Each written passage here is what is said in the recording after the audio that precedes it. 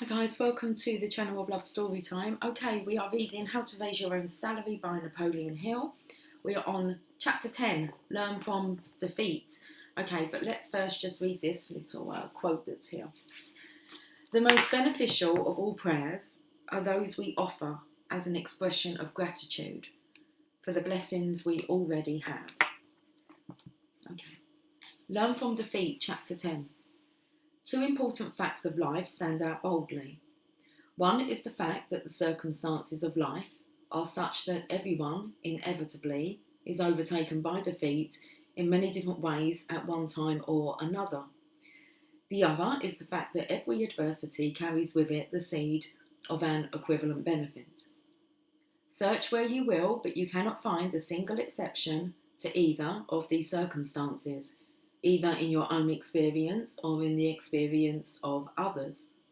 The burden of this chapter, therefore, is to describe how defeat may be made to yield the seed of an equivalent benefit, how to convert it into a stepping stone to greater achievement, and that it is not necessary to accept defeat as a handy excuse for failure. Hill. Mr. Carnegie, you have stated in previous interviews that there are no limitations to mental capacity except those which an individual sets up in his own mind, and you have explained this by saying that defeat can be converted into a priceless asset if one takes the right attitude toward it. Will you now explain what is the right attitude? Carnegie.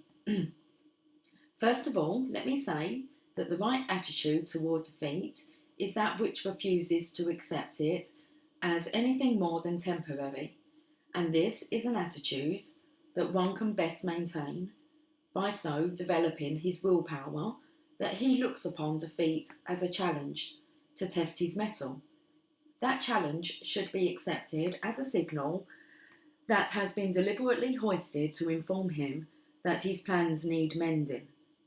Defeat should be looked upon in precisely the same manner that one accepts the unpleasant experience of physical pain, for it is obvious that physical pain is nature's way of informing one that something needs attention and correction. Pain, therefore, may be a blessing and not a curse. The same is true of the mental anguish one experiences when overtaken by defeat. While the feeling is unpleasant, it may be, nevertheless, beneficial because it serves as a signal by which one may be stopped from going in the wrong direction. Hill. I see your logic, but defeat sometimes is so definite and severe that it has the effect of destroying one's initiative and self-reliance. What is to be done in such a circumstance? Carnegie. Here is where the principle of self-discipline comes to one's rescue. The well-disciplined person allows nothing to destroy his belief in himself and permits nothing to stop him from rearranging his plans and moving ahead when he is defeated. You see, he changes his plans if they need change, but not his purpose. If one has mastered the principle of organised thought, one knows that the power of will is equal to all of the circumstances of life, and he allows nothing to destroy his will to win. Hill. You mean, I assume, that defeat should be accepted as a sort of mental tonic that can be made to serve as a means of stimulating one's willpower. Carnegie. You stated it correctly. As I told you previously, every negative emotion can be transmuted into a constructive power and used for the attainment of desirable ends. Self-discipline enables one to change unpleasant emotions into a driving power, and every time this is done, it helps to develop one's power of will. You must remember also that the subconscious mind accepts and acts upon one's mental attitude.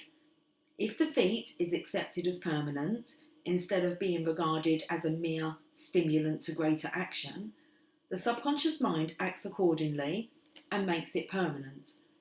You see, therefore, how important it is that one form the habit of searching for good there is to be found in every form of defeat.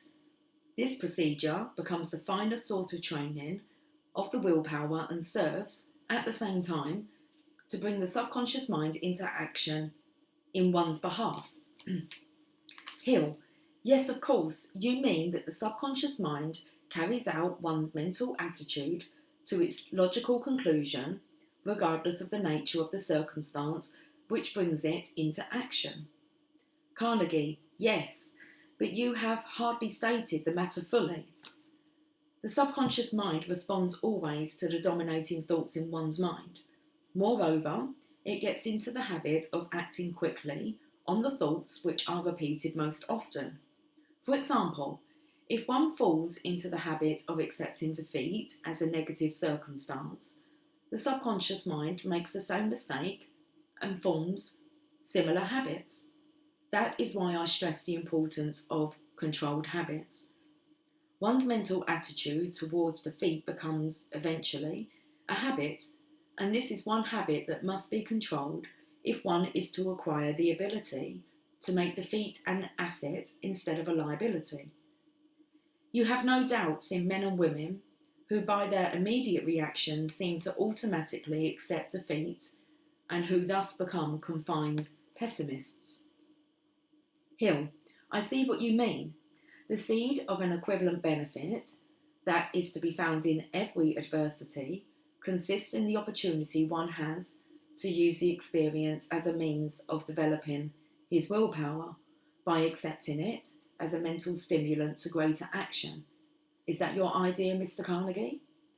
Carnegie: that states the idea in part, but you omitted saying that by accepting defeat in a positive mental attitude, one thereby influences the subconscious mind to form the habit of doing the same thing. In time, this habit becomes permanent, after which the subconscious mind will be reluctant to accept any experience in any except a positive attitude. In other words, the subconscious mind can be trained to convert all negative experiences into an inspirational urge to greater effort. Now that is the point I wish to emphasise. Hill: apparently there is no escape from the law which fastens habits upon one. If I understand you correctly, Mr. Carnegie, failure can become a habit. Carnegie: not only can failure become a habit, but the same thing applies to poverty and worry and pessimism of every nature. Any state of mind, whether positive or negative, becomes a habit the moment it begins to dominate the mind. Hill: I never thought of poverty as being a habit. Carnegie: then you must think again, because it is a habit. When anyone accepts the condition of poverty, this state of mind becomes a habit, and poor he is, and so remains. Hill: what do you mean by accepting poverty? How does one signify his acceptance of so undesirable a condition as poverty in a country like ours, where there is an abundance of riches in every nature? Carnegie: a man accepts poverty by neglecting to create a plan to acquire riches. His act may be, as it usually is, entirely negative, consisting of nothing but the lack of a definite purpose. He may not be conscious of his acceptance, but the result is the same. The subconscious mind acts on one's dominating mental attitude. Hill: from what you say about habits, I reach the conclusion that success is a habit. Carnegie: now you are getting the idea. Of course, success is a habit. It is a habit that one forms by adopting a definite major aim, laying out a plan for the attainment of that aim, and working the plan for all he is worth. Beyond that, the subconscious mind comes to one's rescue and helps by inspiring one with ideas through which the object of one's aims may be acquired.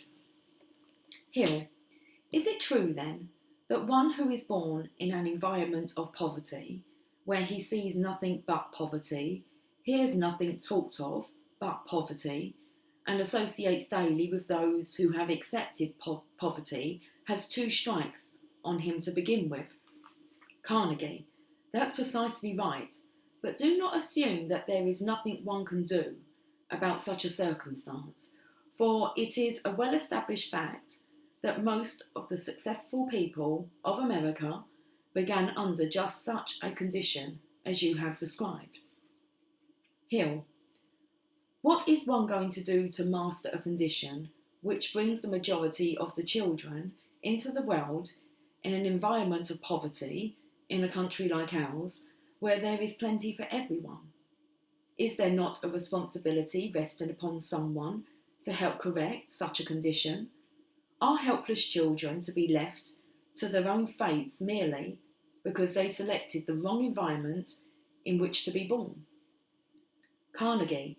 Now you are getting at the very heart of what I had in mind when I gave you the job of organising the philosophy of American achievement, and I am happy to see you becoming fired with enthusiasm in connection with this vital subject. What I propose to do about poverty, I am doing right now, by preparing you to help people master poverty. As I have already told you, I am giving away the money I have accumulated, but this is not the solution of any part of the problem you mention. What the people need is not a gift of money, but a gift of knowledge, with which they may become self-determining, including not only the accumulation of money, but the more important matter of learning how to find happiness in their relationships with others. America is the most desirable country that civilization has ever created, but there is plenty of work yet to be done before it becomes the paradise on earth that it may become. Paradise and poverty do not mix. Men's souls cannot grow while their stomachs are empty. The march of human progress cannot move rapidly where a majority of the people suffer with inferiority complexes growing out of the fear of poverty. And I may as well call your attention here and now to the fact that there can be no enduring happiness for the few who have wealth as long as the majority of their neighbours have less than the minimum necessities of life. Now, do not falsely conclude that I am advocating any system whereby we will all turn socialistic and divide up our possessions with our neighbours. That would not change the condition of poverty, for you must remember that poverty is a state of mind, a habit. No gifts of material things will never save anyone from poverty. The place to begin changing poverty is in the individual mind, and the way to begin is by inspiring the individual to use his mind, to become creative, to render useful service in return for that which he desires. That is one sort of gift that cannot damage anyone, and it is precisely the sort of gift that I am preparing you to take to the American people. Hill. Then you believe that a man cannot get the most out of material wealth unless he earns it himself? Carnegie. That's it. The highest aim of human beings is a state of mind known as happiness. I have never heard of anyone finding enduring happiness except by some form of personal action to benefit, of benefit to others. You see, the business of accumulating riches, if it is carried on in the right spirit, not only provides a man with the necessities and the luxuries his nature requires, but he also finds happiness in his activities. It is a part of the inherent nature of mankind to wish to build and create and indulge in personal expression, to own material wealth beyond the actual necessities of life, and to attain happiness in proportion to the service performed. Hill. You are leading me into pretty deep water, Mr. Carnegie, but I can see the soundness of your viewpoint. You mean that the possession and ownership of material things cannot, of themselves, give one happiness, but the usage of these things can. Is that your belief? Carnegie. Not merely my belief, but the existing fact. I ought to know because I have been on both sides of the fence. I began in poverty and worked my way into riches. Therefore, I speak from experience when I say that real riches consist not in material things, but in the use one gives to material things. That is why I am divesting myself of most of my material wealth. But mind you, I am not giving it away to individuals, but I am placing it where it may inspire individuals to help themselves. Hill, is it your intention then to provide the people of America with a practical philosophy that will help them to acquire riches the same way you acquired them, through self-effort? Carnegie, that is the only safe way for anyone to acquire anything. It is my aim to provide the American people with a philosophy that will make them success conscious. This is the only possible way, as far as I know, in which the poverty consciousness you mentioned can be mastered. It certainly cannot be eliminated through any system of gifts of material things.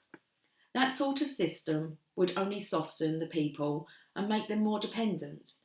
What this country needs is a philosophy similar to that of the pioneers who settled the country, a philosophy of self-determination which gives every individual both an incentive to acquire wealth for himself and a practical means of accomplishing this end. Hill, do you mean that you do not believe in charity, Mr. Carnegie? Carnegie, surely I believe in charity, but do not overlook the fact that the soundest of all forms of charity is that which helps a man to help himself. That form of help begins by aiding a man to organise his own mind. Every normal mind has within it the seed of both success and failure. My idea of charity is a system that will encourage the growth of the seed of success and discourage the growth of the seed of failure. I believe in personal gifts of material things only where individuals are unable, through physical or mental disability, to help themselves. But we often make mistakes in this sort of charity by recognising physical disability through gifts while ignoring the possibilities of encouraging those who are physically disabled to begin using their minds. I know many people whose physical afflictions are sufficient to justify them in expecting charity, but they refuse such help because they have found ways of earning a living through the use of their minds. In this way, they escape the humility of the acceptance of help from others. Hill, but do you believe in the maintenance of poorhouses for the indigent and aged who are unable to support themselves, do you not? Carnegie, no, emphatically I do not. The very word poorhouse carries connotations that lead to the development of inferiority complexes. But I do believe in a system of compensation for the aged and the indigent, provided it develops the individual to live his own life in an environment of his own choice. The proper way to handle such cases is by a carefully supervised system of monthly and weekly allowance, which permits the individual to maintain his own home environments. I do not think the system should end with the mere donation of money. It should provide for some form of mental activity where the individual is mentally fit, if it is nothing more than reading. The greatest of all curses is that which deprives a person of mental food and consigns him to eternal idleness. I never hear of a man retiring from active life that I do not feel sorry for him, for I know that man was not created to remain idle as long as he has a mind with which to think. I know too that no idle person is happy. Hill, then you do not believe in the prison system that deprives men of liberty without providing them with adequate constructive opportunity to use their minds and bodies? Carnegie, no, I do not. Such a system is brutal, and it is nonetheless so because some men have criminal tendencies and cannot be trusted at large. Every prison should provide ample activity for both the body and the mind of prisoners. Men cannot be reformed by punishment, nor by idleness. Reformation can come only through proper guided activity, by force if necessary, which results in the development of the right sort of habits. The curse of our prison system is the fact that it is generally conducted as a form of punishment and not as a system of restoration. If you restore a man to normalcy, you do it by changing the habits of his thinking, and what applies to those who are out of prison are the same as those who are in. There are millions of people in an imaginary prison who have been charged with no crime. They are prisoners in their own minds, consigned there by their own self-imposed limitations through the acceptance of poverty and the acceptance of temporary defeat. It is this sort of prisoner that I hope to release through the philosophy of American achievement. Hill, I have never thought of free men as being prisoners, but I can see from your analysis that many are. Carnegie, and the worst part of the story is the fact that millions of these unfortunates are little children who were born to such imprisonment. Children who did not ask to be brought into the world, but find themselves here, in a prison as strong and as deadly as any that is built of iron bars and stone walls. These little prisoners must be rescued. The rescue must begin by awakening them to the realisation of the power of their own mind. Hill, where and how is this awakening to take place, Mr. Carnegie? Carnegie, it should begin in the home and be carried on also as part of the public school system. But nothing along this line will happen until someone comes forth with a practical plan that has public support. Hill, and you think there is a nationwide need for some supplementary form of training through which school children may be taught the fundamentals of individual achievement based on personal initiative? Carnegie, that is one of America's greatest needs. Remember what I tell you. If such a system is not introduced, the time will come, and very soon, when this country will cease to be the nation of pioneers it has been in the past. People will become indifferent to opportunity. They will cease to act on their own initiative. They will become easy victims of even the slightest form of defeat. Hill, you believe then that thrift and the spirit of self-determination are qualities that should be taught in the public schools? Carnegie, yes, and in the homes as well. But the trouble with most homes is the fact that the parents are as much in need of this sort of training as are their children. As a matter of fact, parents are the worst offenders in the matter of influencing children to accept poverty, for it is but natural that children accept whatever conditions of life their parents accept. Hill, then you believe that self-discipline should begin in the home, and it should be demonstrated by the parents in the form of thrift, ambition, and self-reliance. Carnegie, the home is the first place where a child gets its impressions of life, and it is here that the child often acquires habits of failure that endure throughout life. Trace the record of any successful person, and you will find that somewhere, probably during his early childhood, he came under the influence of some success-conscious person, perhaps a member of his own family or a near relative. When a person once acquires a success consciousness, he seldom allows it to be stifled through defeat. You might say that success consciousness gives one a sort of immunity against all forms of defeat. Hill, now Mr. Carnegie, you must have learned from your wide and varied experience with people what are the major causes of failure. Will you mention the outstanding causes? Carnegie, yes, I was coming to that in a few minutes, because it is essential that a practical philosophy of individual achievement include both the causes of success and the causes of failure. You may be surprised to learn that there are more than twice as many major causes of failure as there are causes of success. Hill, will you name the causes in the order of their importance?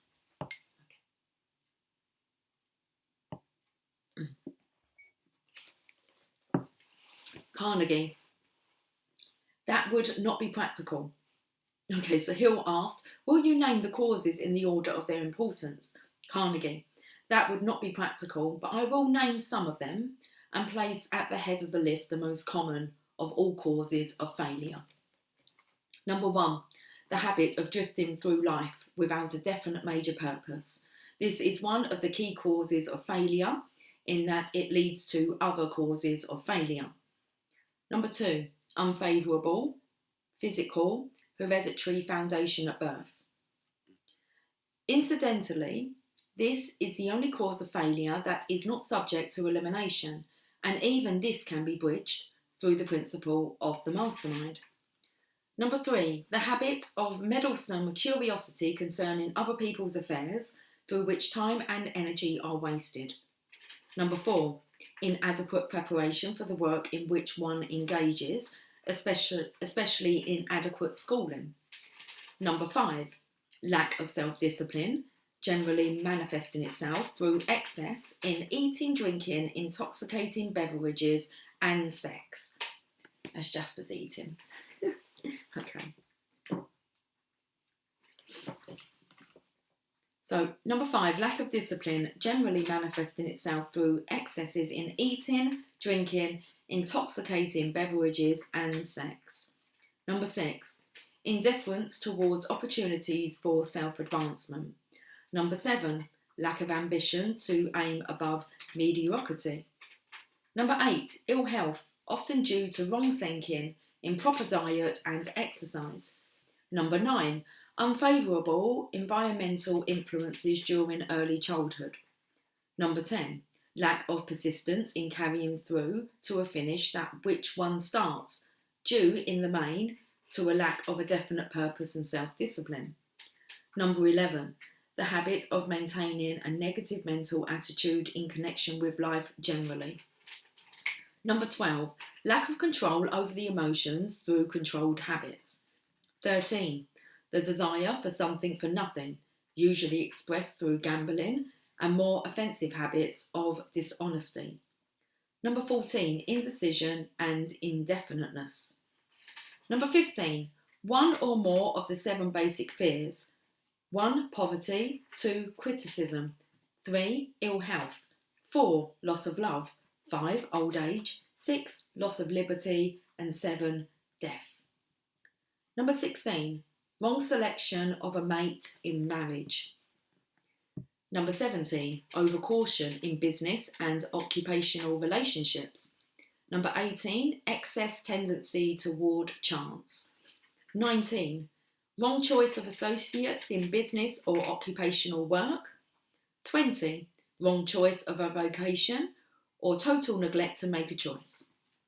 21, lack of concentration of effort leading to dissipation of one's time and energies. 22, the habit of indiscriminate spending without a budget controlled over income and expenditures. 23, failure to budget and use time properly. 24, lack of controlled enthusiasm.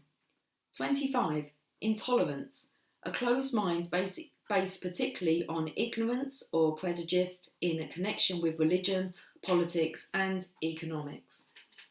26, failure to cooperate with others in a spirit of harmony. 27, craving for power or wealth not earned nor based on merit. 28, lack of a spirit of loyalty where loyalty is due. 29, egotism and vanity not under control. 30, exaggerated selfishness. 31, the habit of forming opinions and building plans without basing them on known facts. 32, lack of vision and imagination. 33, failure to make mastermind alliance with those whose experience, education, and native ability are needed. 34.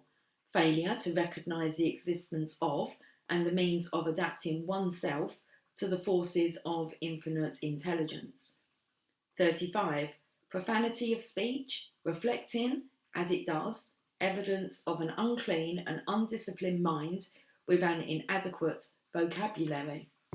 36. Speaking before thinking, talking too much. 37. Covetousness. Covetousness. I don't know that word. Covetousness. Covetousness. Okay. Revenge and greed. 38. The habit of procrastination, often based on plain laziness, but generally the result of lack of a definite major purpose. 39. Speaking slanderously of other people with or without cause. 40. Ignorance of the nature and purpose of the power of thought and the lack of knowledge of the principles of operation of the mind. 41. Lack of personal initiative due, in the main, to the lack of a definite major purpose. 43. Lack of self-reliance due also to absence of an obsessional motive founded on a definite major purpose. 43. Lack of the qualities of a pleasing personality. 44. Lack of faith in oneself, in the future, in one's fellow men, in God. And 45. Failure to develop the power of will through voluntary controlled habits of thought. These are not all the causes of failure, but they represent the major portion of them. All these causes, except number 2, can be either eliminated or brought under control through application of the principle of definiteness of a major purpose and a mastery of the willpower. You might say, therefore, that the first and last of these causes of failure control all the others except one. Hill, do you mean that if one masters the first and the last of these 45 causes of failure, he will be well on the road towards success? Carnegie, yes. If a man is working towards the attainment of a definite major purpose and has his willpower so organised that he is using it to the best advantage in directing the forces of his mind, I would say that he is well within the sight of success. Excuse me. We're going to get this done. We're nearly done. Okay. Whole chapter.